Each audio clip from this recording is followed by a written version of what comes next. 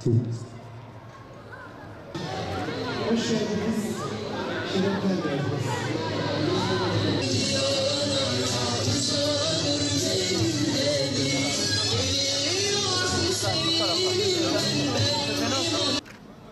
İnna fetahna leke fethan mubina.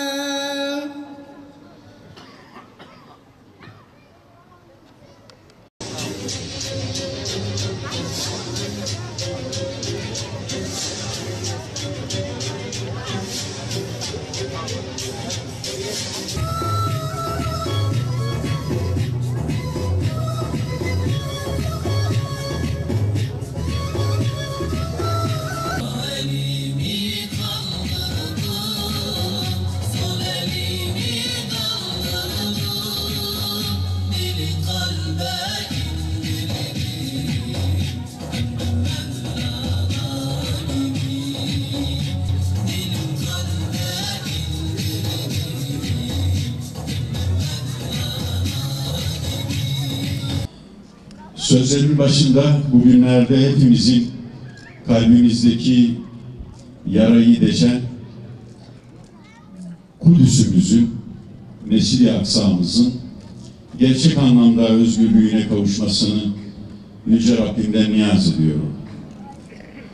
Çünkü Kudüs bilinci sadece bir mabet, bir kutsal mekan bilinci değil, Kudüs bilinci bir medeniyet bilinci, bir tarih bilinci, Kudüs bilinci bir miraç bilinci, Kudüs bilinci bir yükseliş bilinci, Kudüs bilinci aynı zamanda bütün insanlık için bir barış bilinci.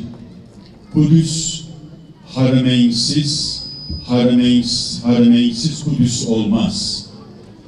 Kudüs'e sırtını çevirenler Harameyne sahip de olamazlar, hadim de olamazlar. Başta Sayın Cumhurbaşkanımız olmak üzere Türkiye Cumhuriyeti Devleti ve hükümetinin Kudüs meselesine verdiği önemden dolayı bu topraklarda yaşayan her mümin gibi onurlandığımızı hasreten ifade etmek istiyorum. Hiçbir zaman bizi, Kudüs'ümüzü unutanlardan eylemesin. Bu topraklardaki bütün okullar bizim okullarımızdır. İçinde ilim, irfan tahsil edilen her okul bizim okulumuzdur. Okullarımızdaki bütün çocuklar bizim çocuklarımızdır. Zaman zaman İmam Hatip Lisesi vurgusu bazı kardeşlerimizi rahatsız edebiliyor, yanlış anlaşılmaktan dolayı. Çünkü İmam Hatip Lisesi sadece bir okul değil. İmam Hatip Liseleri bu topraklarda milletimizi millet yapan değerlerle birlikte bize süreklilik kazandıran, tarih sahnesinde bize süreklilik kazandıran müesseseler olması itibariyle çok önemlidir.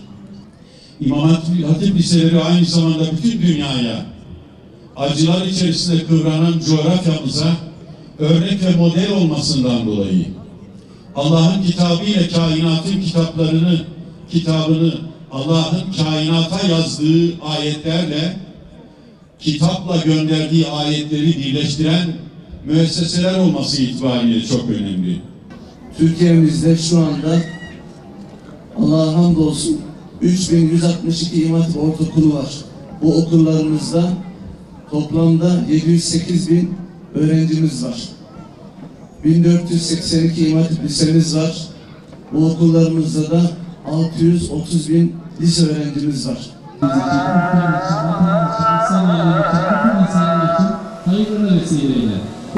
Bütün insanlığı aydınlatan yüce alimlerin, mütefekkirlerin yetişmesini Mevla'dan niyaz ediyor. Bismillahirrahmanirrahim.